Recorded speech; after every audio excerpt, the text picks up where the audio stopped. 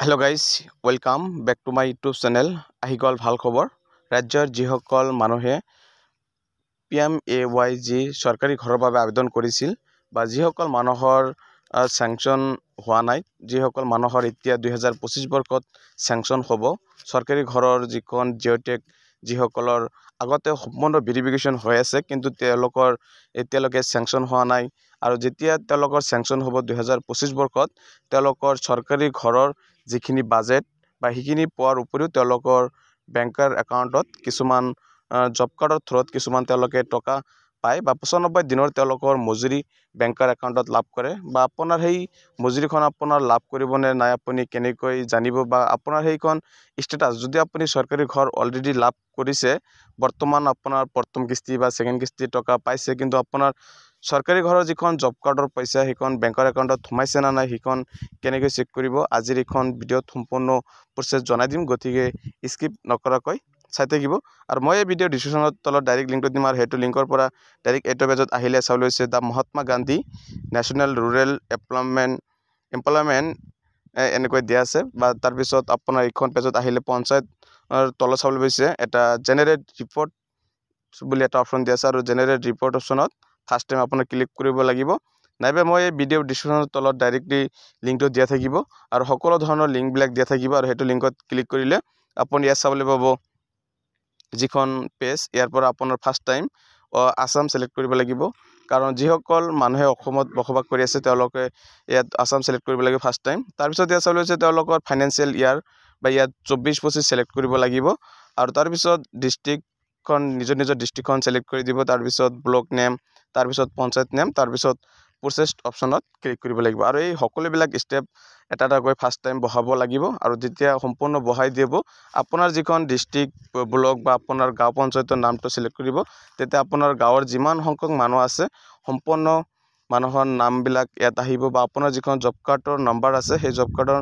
নম্বৰৰ থ্ৰুদি আপুনি চেক কৰিব পাৰিব বা আপোনাৰ নামৰ সহায়ত আপুনি চাব পাৰিব আপোনাৰ PMAYG যিখন সৰকাৰি ঘৰৰ পইচা আপোনাৰ জব কাৰ্ডত সোমাইছে না নাই যদি সোমোৱা নাই আপুনি লাভ কৰিব নে তাৰ কাৰণে আপুনি কি কৰিব এইটো পেজত যেতিয়া আহিব তেতিয়া আপোনাৰ কি কৰিব লাগিব ইয়াত চাবলৈ হৈছে জব কাৰ্ড এমপ্লয়মেণ্ট ৰেজিষ্টাৰ যেটো দিয়া আছে তাত ক্লিক কৰিব লাগিব আৰু ইয়াত ক্লিক কৰি দিয়াৰ পিছত ইয়াত সম্পূৰ্ণ আপোনাৰ গাঁৱৰ আণ্ডাৰত যিমান সংখ্যক মানুহৰ জব কাৰ্ডত নাম আছে সম্পূৰ্ণ লিষ্টখন আহিব আপুনি কি কৰিব 3 ডটত গৈ আপোনাৰ